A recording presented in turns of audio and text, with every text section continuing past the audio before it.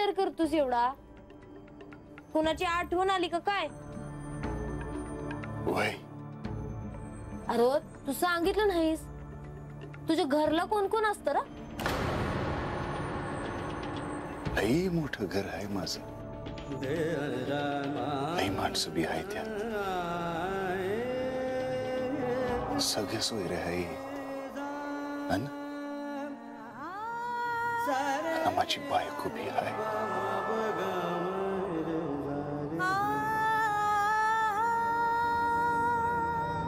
म्हणजे तू बायकोला सोडून आलास होय?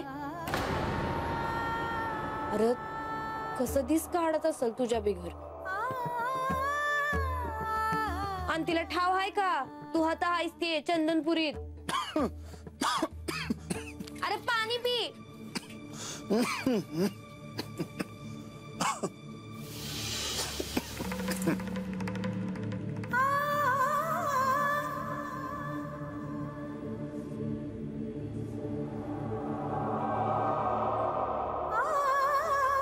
झालं माझं जेवण.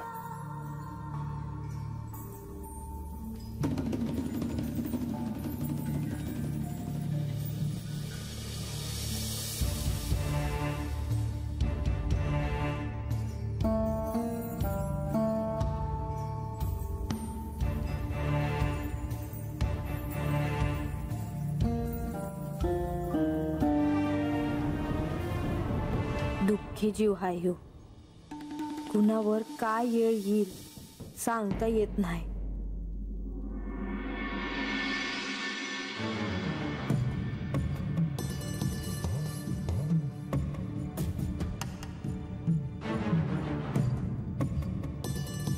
तारकासुराच्या मुलांच्या तपस्येबद्दल तुम्ही म्हाळसा देवींना सांगितलं ते योग्यच केलं.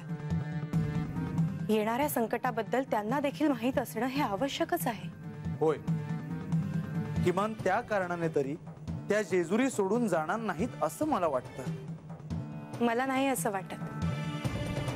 जेजुरीवरील संकटाबद्दल त्यांना माहित असणं निराळं आहे, परंतु त्याचबरोबर श्री खंडेरायांबद्दलची त्यांची ओढ त्यांना स्वस्थ बसू देणार नाही हे देखील सत्य आहे. काहीही झालं तरीही त्या श्री खंडेरायांना भेटायला जाणारच.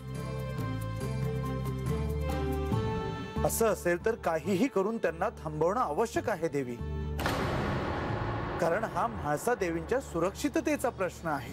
म्हाळसा देवींचं जेजुरी सोडून चंदनपुरीला जाणं असुरक्षित का असेल?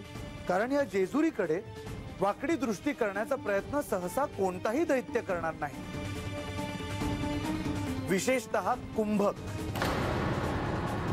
परंतु जर कुंभकला हे कळलं की म्हाळसा देवी जेजुरी सोडून जात आहेत, तर तो त्यांना कोंडीत पकडण्याचा प्रयत्न नक्कीच करणार. अहंकाराने आणि सूड बुद्धीने तो आंधळा झाला आहे.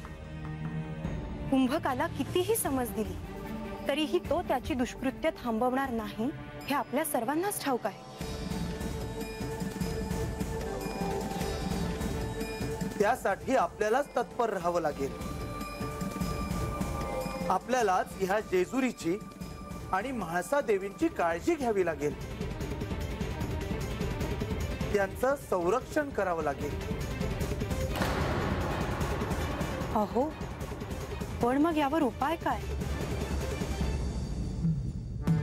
म्हाळसा देवींनी जेजुरी सोडून न जाणं हाच एकमेव पर्याय आहे देवी. परंतु त्या नाहीच थांबल्या तर? त्या क्षणी काय करावं ह्याचा विचार नको करूया. परंतु एक गोष्ट मात्र नक्की, म्हाळसा देवींनी असे वागणे श्री खंडेरायांना देखील आवडणार नाही.